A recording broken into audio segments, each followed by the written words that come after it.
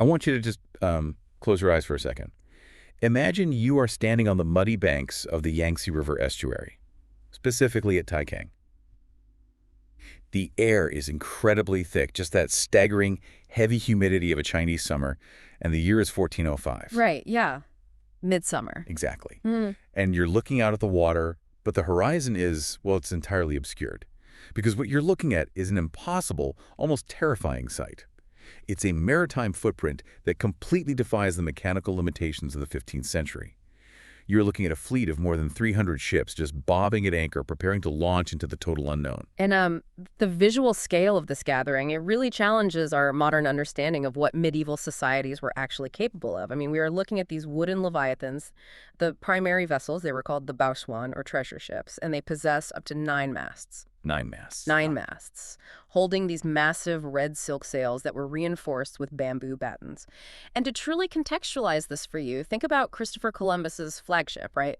Yeah. The Santa Maria. Oh, yeah, the classic example. Right. Columbus would not set sail for another 87 years. And if you were to somehow suspend the Santa Maria above the deck of one of these Chinese treasure ships, you could literally lower it down and use it as a lifeboat. A lifeboat? I mean, that is just wild. The Santa Maria, the vessel that supposedly, changed the shape of the global map, was basically a structural afterthought compared to the engineering floating on the Yangtze right then. It really was. And it wasn't merely the sheer size of the timber either. Yeah. Standing on those decks, manning the windlasses, managing the rigging, forming this massive mobile infantry, were 27,800 men. An absolute sprawling metropolis on the water. Exactly. Yeah. And you look into the cavernous holes of this armada, and you don't see the traditional tools of a conquering seaborne empire. You don't see, siege engines designed to level coastal forts. The holds are packed to the brim with delicate Celadon porcelain, intricately woven silks, gold, silver, and just tons of the finest copper coinage. Yeah, because this is the treasure fleet of the early Ming Dynasty. It represented, without a doubt, the most formidable concentration of naval power and wealth the world had ever witnessed.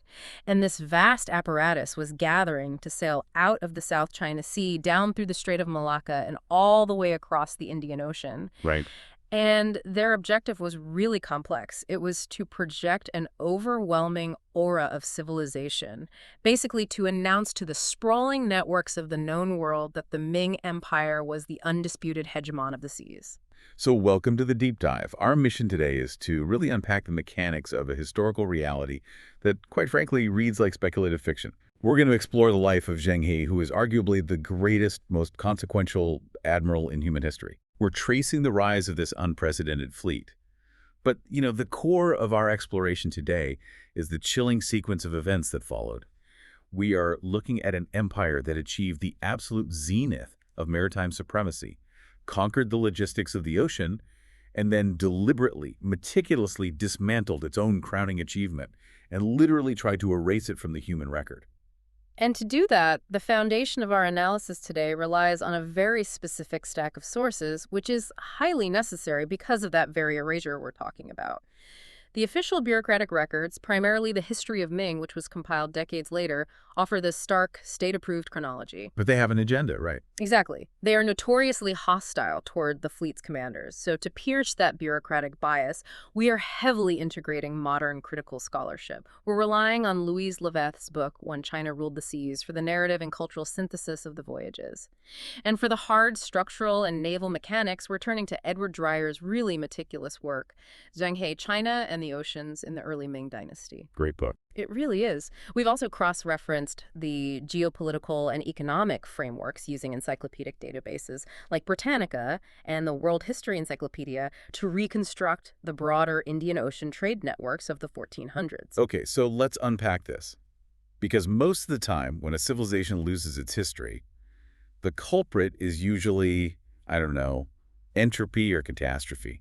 Like, the Library of Alexandria burns in the chaos of war. Right. Or a coastal settlement is swallowed by a tsunami. History is overwhelmingly lost by accident. Right. Usually, yeah. But the Ming Dynasty presents a totally different mechanical reality.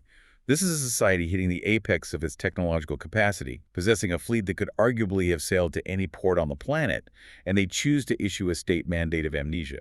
They chose to hit delete. They absolutely did. But I feel like to understand the architecture of that forgetting, we first have to dissect the architect of the fleet itself, because the biographical trajectory of the Admiral simply defies the gravity of 14th century social dynamics. It really does. I mean, if you were to ask a military historian to profile the likely commander of the world's most advanced naval armada, the resulting profile would point to a very specific pedigree. You'd expect the commander to originate from the wealthy, jagged eastern seaboard of China. Like Fujian or somewhere like that. Exactly. Phrygian or Zhejiang provinces, where maritime navigation was just deeply embedded in the local economy. You would expect a scion of a noble military family, steeped in the orthodox Confucian education system, possessing these deep generational ties to the shipbuilding guilds. Right, you expect a product of a naval academy, someone who basically grew up smelling salt water and calculating tide charts. But the man who actually takes command of this fleet, born Mahian, in the year 1371, is the structural opposite of that profile. Completely. He is born in Yunnan province, and Yunnan is nestled deep in the mountainous, rugged southwest of the continent. It shares borders with modern-day Myanmar, Laos, and Vietnam. It is entirely landlocked. Thousands of miles from the ocean. Exactly. And the boy is born into a Muslim family, entirely divorced from the traditional Han Chinese Confucian power structures of the Eastern Plains. So he starts his life geographically isolated from the sea and culturally isolated from the imperial center. And that isolation shatters when Ma Si is roughly 10 years old. Because the broader geopolitical context of the 1380s is completely defined by the Ming Dynasty's aggressive campaign to consolidate power. The Ming had recently overthrown the Yuan dynasty, which was the Mongol empire established by Kublai Khan. Right. However, Mongol loyalists still controlled the remote fortified province of Yunnan. So the Ming central government dispatches this massive pacification army to the southwest to crush this final pocket of resistance. And the warfare is absolute and devastating. Mahi's family is killed in the sweeping violence of this imperial pacification. I mean, just imagine that. A 10-year-old child in a mountain province suddenly finds himself an orphan in the ashes of a conquered territory. And the mechanics of the Ming military machine at this time dictate a completely brutal protocol for captured prisoners of war, particularly the young male children of minority factions. It's horrific. It is. He is taken by the occupying army, he is subjected to castration, and he has officially entered into the state ledger as an enslaved eunuch destined to serve the very imperial apparatus that destroyed his home. And, the physical trauma of castration in a medieval medical setting, it really cannot be overstated. Right. The mortality rate of the procedure was absolutely staggering. Surviving the physical ordeal was basically the first filter. Right. But the systemic reality of becoming a court eunuch in the early Ming Dynasty is really vital to understanding the power dynamics that follow. By removing a boy's reproductive capability, the state was performing a highly specific social surgery. Because in the framework of Orthodox Confucianism, the ultimate duty of a man is filial piety, the continuation of the family line and the honoring of ancestors. By severing a boy's ability to produce heirs, the state permanently excommunicated him from traditional societal networks. Which brings up a fascinating structural paradox within the Ming court. Because if you are the emperor, your traditional government is run by the civil service, these Confucian scholar officials. And these men pass rigorous imperial exams, they are highly educated, and they represent vast, wealthy, entrenched families in the provinces. Yeah, they have their own deep roots. Right. They have their own agendas. They have regional loyalties, they have heirs they want to position for success. The scholar officials are essentially a massive corporate board of directors that the emperor constantly has to negotiate with, and frankly, often actively fears. That's a great analogy. The scholar officials possess an independent base of power, but the eunuchs possess none. A eunuch cannot found a dynasty. A eunuch cannot pass his wealth down to a biological son. A eunuch has no prominent family waiting in the provinces to support a rebellion. Because they've been cut off from all that. Exactly. Therefore, all of a eunuch's wealth, status, authority, and physical survival emanate from a single source, the absolute favor of the emperor or the imperial prince they serve. This structural appendance engineered a class of servants who were fanatically, institutionally loyal. It's the ultimate closed-loop loyalty system. The state strips you of your biological future, but in exchange it offers this bizarre, highly insulated ladder of social mobility inside the palace walls. So Mani, he survives the trauma, enters this system, and is assigned to the household of a specific imperial prince stationed in Beijing. Zhu Di, the Prince of Yan. And this is the turning point. It's exactly. This assignment is the ignition point for the entire fleet. Because Zhu Di is a man consumed by military ambition. He's operating on the dangerous northern frontier, constantly skirmishing with the remnants of the Mongol Empire. Yeah, and Ma, he comes of age in that frozen, highly militarized environment of the northern border. He serves Zhu Di not merely as a domestic servant, but as a military aide. The boy from Yunnan absorbs the mechanics of cavalry warfare, logistics, and siege tactics. And he grows into a really formidable physical presence, which is noted in the historical records for his imposing height and his commanding voice. He's not just an administrator, he's a warrior. He is. He distinguishes himself in these brutal border skirmishes. But his supreme test arrives when Zhu Di initiates a massive, incredibly risky civil war against the sitting emperor in Nanjing, who, by the way, happens to be Zhu Di's own nephew. Ugh, family drama.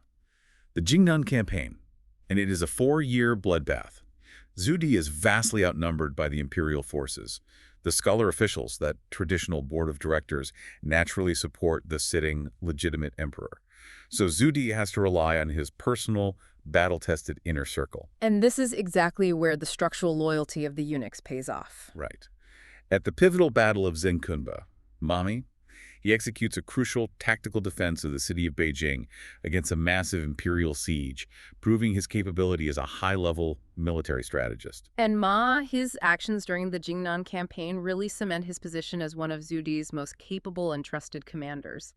When Zhu Di's forces finally breach the capital of Nanjing in 1402, the city burns, the sitting emperor mysteriously disappears in the chaos, and Zhu Di usurps the throne, declaring himself the Yongle emperor. But the usurpation is violently opposed by the Confucian scholars. Oh, fiercely. And the Yongle emperor responds with devastating purges, executing thousands of scholars and their extended families. He secures the throne through sheer terror and military force. And then he rewards his loyal commanders. He bestows the honorific surname Zheng upon Ma He, who officially becomes Zheng He. But, the Yongle emperor faces a massive crisis of legitimacy now. He really does. He has alienated the entire intellectual class. He is viewed by many as a violent, illegitimate usurper. So he needs a mechanism to broadcast his supreme authority, not just domestically, but globally. He needs to prove he holds the mandate of heaven, and his solution is to pour the staggering industrial capacity of the Ming state into the sea. Yeah, the conceptualization of the treasure fleet was basically an exercise in geopolitical shock and awe. The Yongle emperor envisioned a maritime network that would envelop the Indian Ocean, binding distant kingdoms to the Ming throne through the tributary system. And the mechanics of the system are so crucial to understand. The emperor was not interested in dispatching occupying armies to hold territory in India or Africa. Right. Traditional colonialism, like what the Spanish or British did later, was viewed as a costly, inefficient drain on resources. Exactly. The Ming philosophy essentially dictated, why waste blood and treasure occupying a human coastline thousands of miles away, constantly fighting local insurgencies, when we can simply build a fleet so terrifyingly massive that local rulers willingly submit, hand over their wealth, and beg for our protection. It's a protection racket scaled up to a planetary level. It really is. But here's where it gets really interesting for me. Hmm. If the Yongle emperor wanted to project unquestioned strength, why bypass the traditional military general's men with established pedigree and hand the keys to the most powerful military asset on Earth to a eunuch? Was Zheng just that uniquely brilliant, or was there another motive? Well, it was a mix of both. The appointment of a eunuch as the Admiral of the Western Seas was certainly a calculated insult to the Confucian scholars, but it was also a brilliant strategic safeguard for the emperor.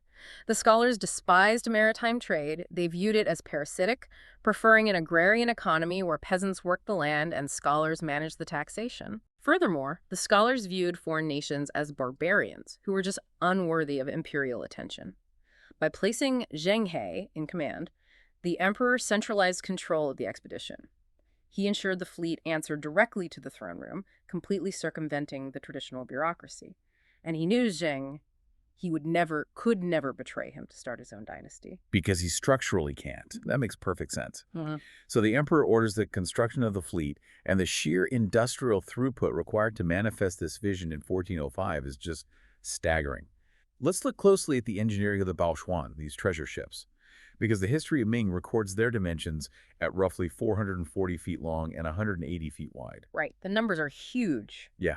And we mentioned the comparison to the Santa Maria earlier, but we need to address the actual physics of wooden shipbuilding here, because modern naval architects look at those dimensions and raise some serious structural questions. They absolutely do. Historians and naval engineers, particularly scholars like Edward Dreyer, subject those official dimensions to rigorous mechanical stress tests. Because the physical limitation of wooden hull basically comes down to the behavior of timber in an oceanic swell. How so? Well, when a ship rides over a massive wave, the center of the ship is lifted, while the bow and stern are suspended in the air over the troughs of the wave. This induces immense structural torque, which is known in naval engineering as hogging and sagging. A solid wooden beam of 440 feet lacking an internal steel skeleton would likely just snap under its own weight and the immense hydrostatic pressure of the open ocean. The torque would simply tear the joinery apart. Exactly. So the official records might be suffering from state-sponsored inflation, bureaucrats inflating the numbers to please the emperor, or maybe later historians amplifying the legend. But, I mean, even if we applied the most aggressive skeptical reduction to the math, if we assume the ships were structurally capped at roughly 200 to 250 feet, they remain the undisputed titans of the medieval seas. Without a doubt, they still possess like 3 times the displacement of any European vessel of the era. And their survivability was rooted in an innovation that Europe wouldn't figure out for another 4 centuries. Which is just mind-blowing. It is. The technological marvel of the treasure ships was the implementation of transverse watertight bulkheads. See, European ships of the era were essentially just hollow wooden bowls. If a cannonball or a reef breached the hull, water rushed in, filled the entire cavernous belly of the ship, and sank it. Game over. Right. But the Chinese shipwrights looked to the structure of the bamboo stalk for inspiration.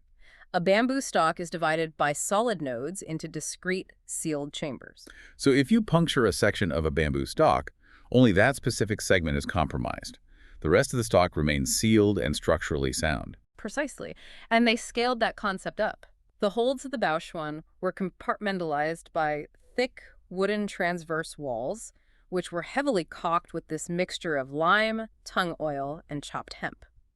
So if a treasure ship struck a reef in the South China Sea and the hull was violently breached, the seawater would flood only 1 or 2 specific compartments. Wow. The crew could isolate the damage, the ship would maintain its buoyancy, and they could just limp to a friendly port for repairs. It is a level of risk mitigation that speaks to an incredibly mature maritime tradition. Okay, so you had the physical vessels figured out, but now you have the absolute nightmare of human logistics. 27,800 men. This is not a quick crossing of the English Channel. These voyages lasted for years. Years of time, yeah. The sheer caloric math of sustaining a medium-sized city on the saltwater ocean is staggering. How do you prevent a fleet of this size from instantly succumbing to mass starvation, dehydration, and disease? I mean, you can't exactly hunt for food in the middle of the Bay of Bengal. No, you can't. And that's why the treasure fleet was not just a monolith, it was a highly specialized, interdependent ecosystem. Alongside the massive treasure ships carrying the diplomatic cargo, the fleet included dedicated supply ships. These were essentially floating grain silos, just packed with rice and preserved foods. Smart. Yeah, and they utilized specialized water tankers vessels entirely dedicated to hauling fresh water. And to prevent the water from stagnating over months at sea, the Ming crews heavily relied on boiling the water and brewing tea, which was an inadvertent but highly effective method of sterilization. That is so clever. But what about the specter of scurvy? The disease that would go on to decimate European navies for centuries. Scurvy is caused by a severe deficiency in vitamin C, resulting in the breakdown of collagen, hemorrhaging, and basically a terrible death. The British Royal Navy didn't figure out the citrus solution until, what, the late 1700s? Yeah, roughly the 1790s. So how did his men survive years at sea without their teeth falling out? Well, the Ming logistical apparatus had developed a remarkably effective biological countermeasure, even without necessarily understanding the molecular chemistry behind it. A staple of the fleet's diet was soybeans. Now, dried soybeans can be stored in the hull for months without spoiling. The cooks on board would systematically sprout the soybeans in large ceramic vats. Oh, and sprouting them changes the nutritional profile. Exactly. The process of sprouting chemically generates high levels of vitamin C. So, by consuming sprouted soybeans, pickled vegetables, and fresh citrus they acquired at trading ports, the fleet effectively neutralized the threat of scurvy long before Western medicine even categorized the disease. That is brilliant. But the logistics extended far beyond merely keeping people alive. To operate a fleet of 300 ships spread out over miles of open ocean, you need a method of coordination. You don't have radios, so how are they talking to each other? The Ming utilized a really intricate system of acoustic and visual signals.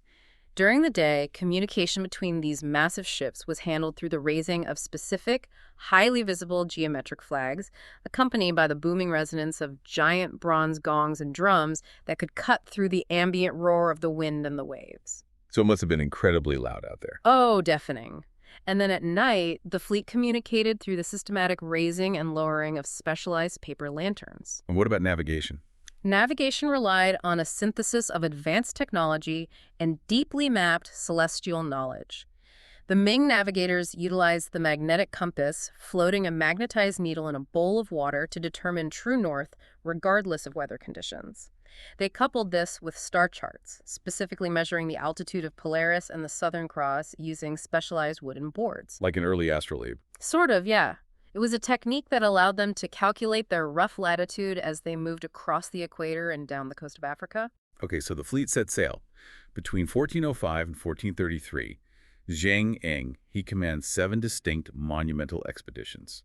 And the geographic footprint is just enormous. They chart a course down the eastern coast of Asia, passing Champa in modern-day Vietnam, down through the sprawling archipelagos of Java and Sumatra. They navigate the treacherous, pirate-infested choke point of the Strait of Malacca. Yeah, a very dangerous stretch of water. They cross the vast expanse of the Bay of Bengal, making repeated landfalls in India, specifically the wealthy trading hubs of Calicut and Cochin. Right, and Calicut was really the fulcrum of Indian Ocean trade. Its geographical position on the Malabar coast made it the natural intersection point for the monsoon wind systems. Traders from the Arabian Peninsula, East Africa, and Southeast Asia all converged there. So when Zheng He's fleet arrived in Calicut, it fundamentally altered the market dynamics. I can imagine. Yeah, they were not arriving to barter small quantities of goods. They were arriving to establish formal state-to-state diplomatic relations. The sheer volume of silk and porcelain they introduced into the market caused massive fluctuations in regional value. And the interactions were not conducted through simple hand gestures either. The fleet brought along an entire bureaucratic subdivision of linguists and translators. Men like Malfwan, a Muslim translator who spoke Arabic, accompanied the fleet and recorded meticulous anthropological notes on the cultures, diets, and political structures of the kingdoms they visited. Which is amazing that we have those records. It is. And because Zheng He himself was Muslim, he was uniquely positioned to navigate the dominant Islamic trade networks that controlled the ports of the Arabian Sea and the East African coast. He could sit down with the sultans and emirs, pray in their mosques, and negotiate tribute as a respected co-religionist, not an alien invader. And this religious and cultural fluency was a massive diplomatic asset. I mean, they navigated to the Persian Gulf, docking at the strategic island of Hormuz. They sailed up the desolate, sun-baked coast of the Arabian Peninsula, entering the Red Sea to reach Jeddah, which is a port city for Mecca. And they pushed down the Swahili coast of East Africa, establishing contact with prosperous city-states like Mogadishu, Brava, and Malindi. So the breadth of these voyages effectively turned the Indian Ocean into a Ming-dominated diplomatic sphere. Completely. But we need to dissect the nature of this domination because I feel like the historical record often presents a sanitized narrative of a purely peaceful, benevolent fleet of exploration. We talk about this incredible restraint, Zheng. He did not establish permanent fortified colonies like the Portuguese would in Goa, nor did he implement the aggressive, forced religious conversions characteristic of the Spanish in the Americas. That's true. However, the absence of colonial occupation does not equal pacifism. Was this genuine benevolence, or is it just that when you show up with 300 ships and 28,000 armed guys, you don't need to colonize, you just demand respect and everyone hands it over? That is exactly it. The treasure fleet was a heavily armed instrument of state policy, and when that policy was challenged, the response was devastating. The fleet functioned as an aggressive maritime police force, enforcing the Ming vision of global order. A prime example of this occurred during the very first voyage in the Strait of Malacca. Oh, right. The pirate warlord. Yes. The strategic choke point was effectively controlled by a powerful, deeply entrenched Chinese pirate warlord named Chen Zhui, who operated out of Pombang. Chen Zhui had terrorized the local sea lanes, plundering merchant vessels and disrupting the flow of tribute. And he viewed the arrival of Treasure Fleet not as a threat, but as an opportunity for the ultimate heist. Which is incredibly bold. Or foolish. He attempts a false surrender, planning a massive ambush against the Ming ships.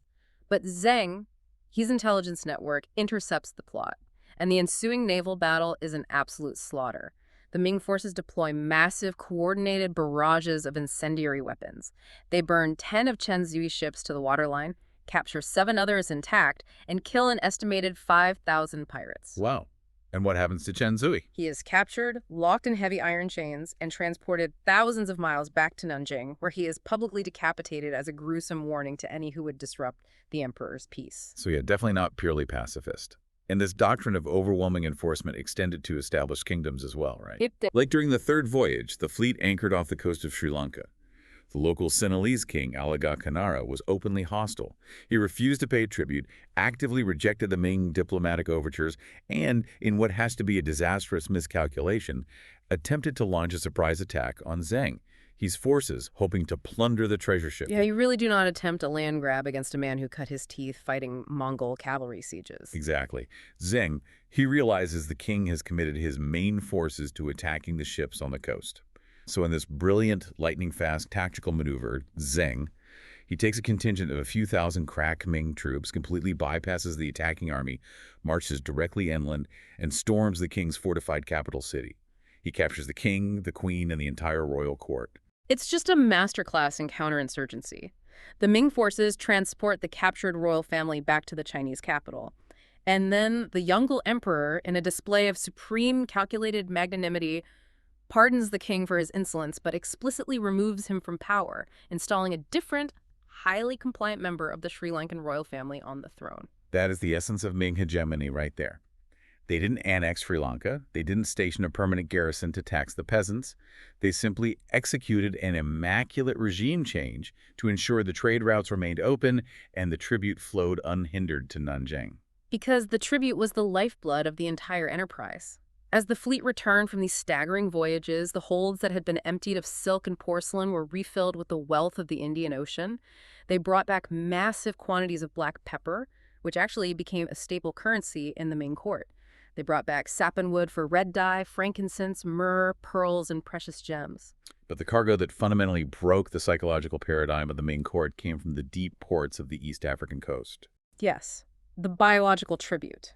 The East African city-states, particularly Malindi, recognized the immense value of diplomatic leverage with the Ming superpower. So they offered tribute not merely in commodities, but in the most exotic biological specimens their continent possessed. The fleet basically transformed into a floating menagerie. It did? They transported lions, which the Chinese had encountered in ancient texts but rarely seen in person. They brought back leopards, zebras, and ostriches, which the Ming scribes meticulously recorded and described as giant camel birds. I love that description, camel birds. It's perfect. Yeah. But the logistics of loading a zebra onto a wooden ship are difficult enough.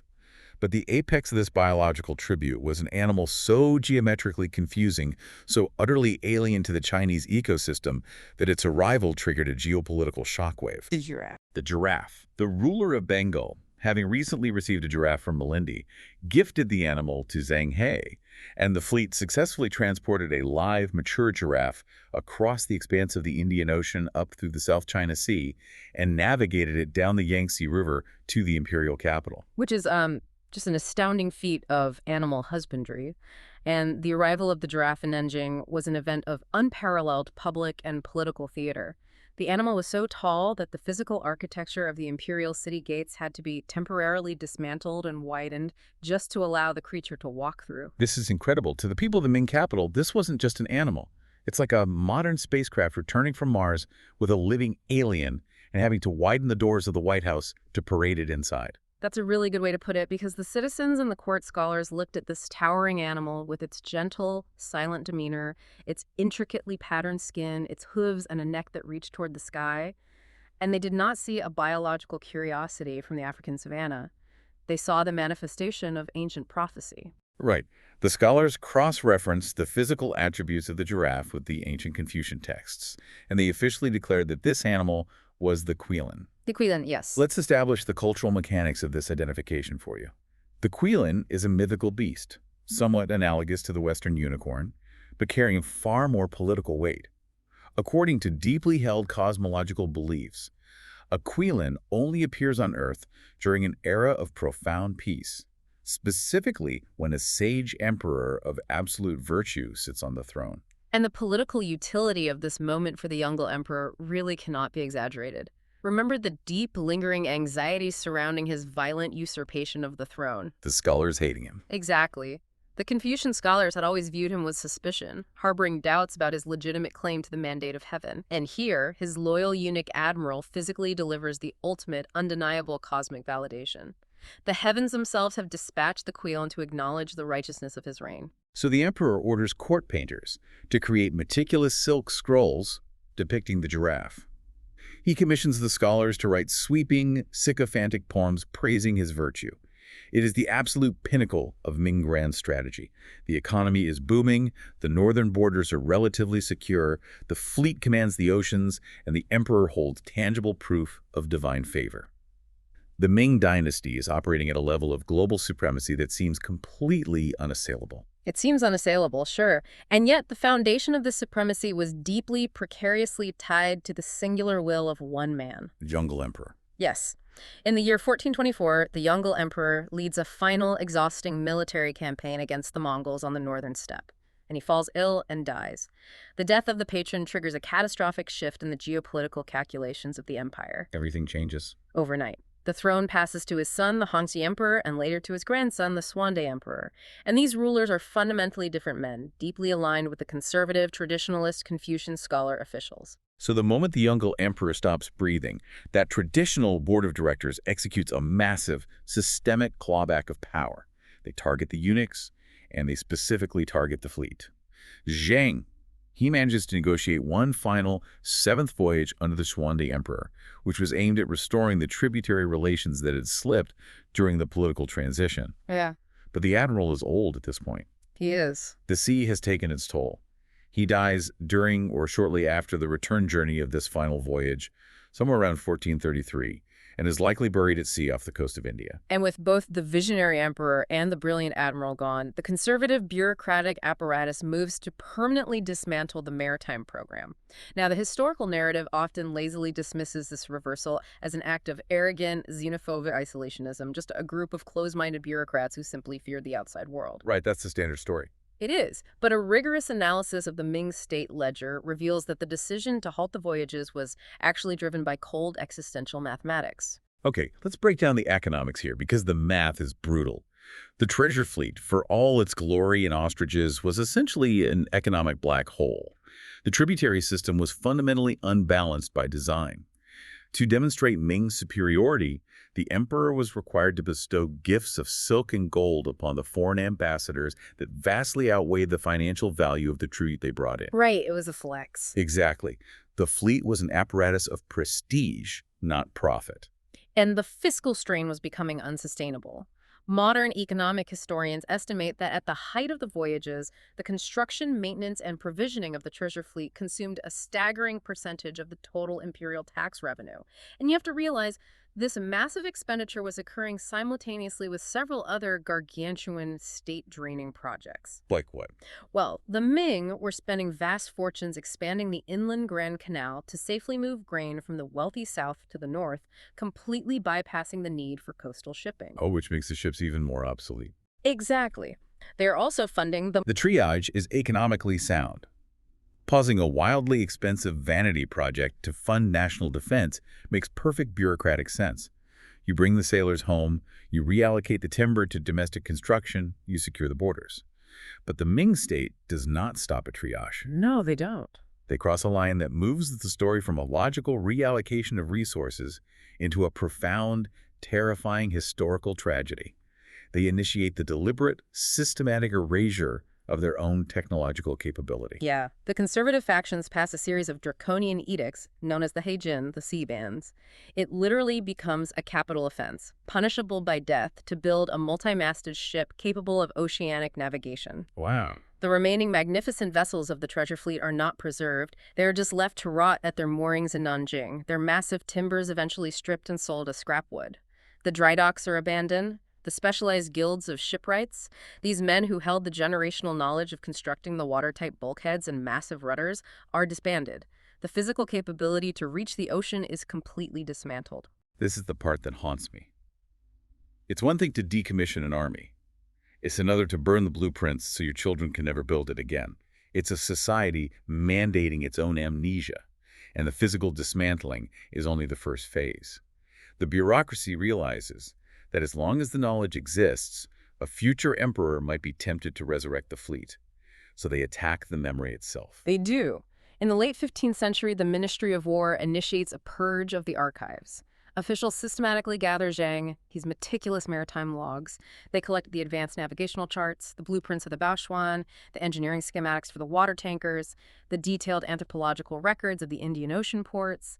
They pile all these irreplaceable documents together and they burn them. They burn them all. The destruction of the records was an act of profound weaponized amnesia.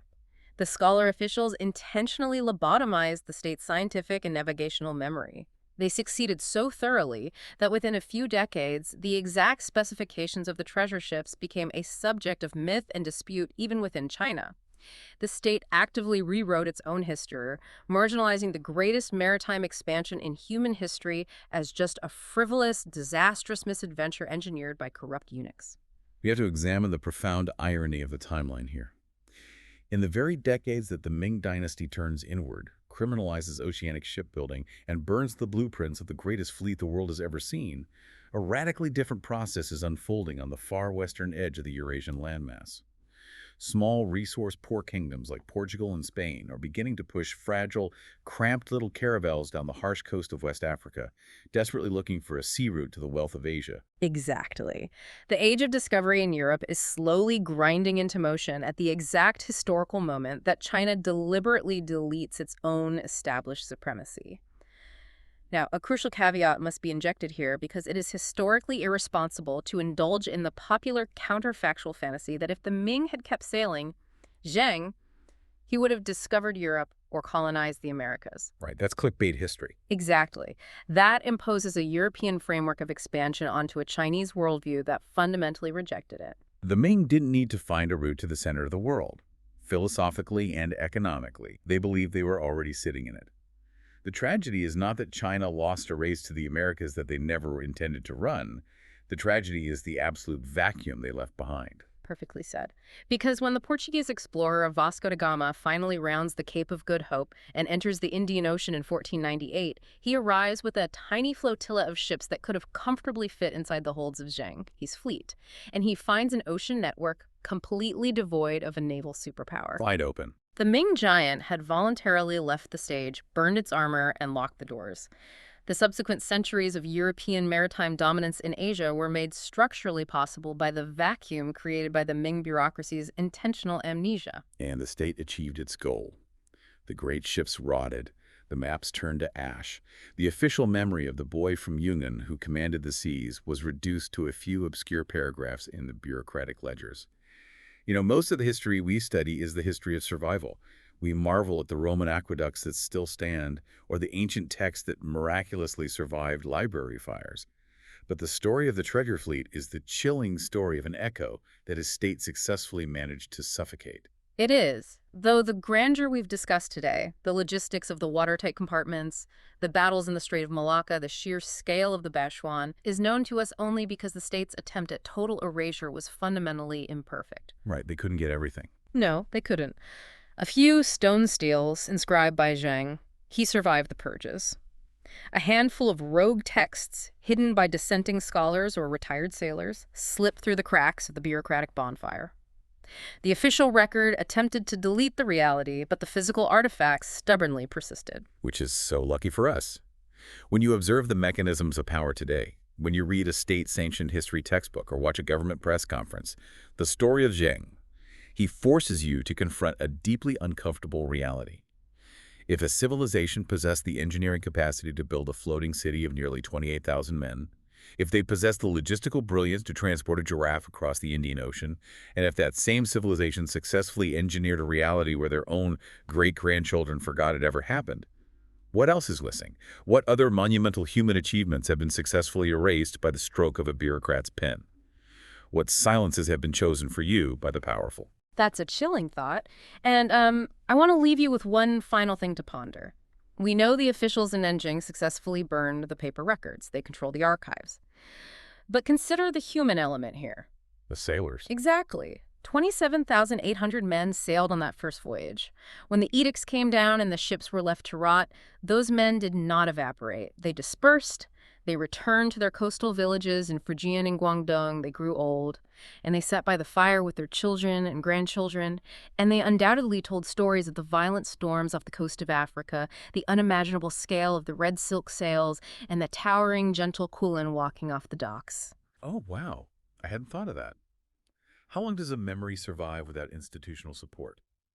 How many generations of whispered, awe-inspiring bedtime stories did it take before the grandchildren finally stopped believing the old men? How long before the absolute towering reality of the Ming treasure fleet faded into the realm of myth, simply because the official record refused to admit it was real? The men who built the fleet are gone. The men who burned the records are gone. But the phantom footprint of those impossible ships still lingers on the muddy banks of the Yangtze. Thank you for joining us on this exploration. We will see you on the next deep dive.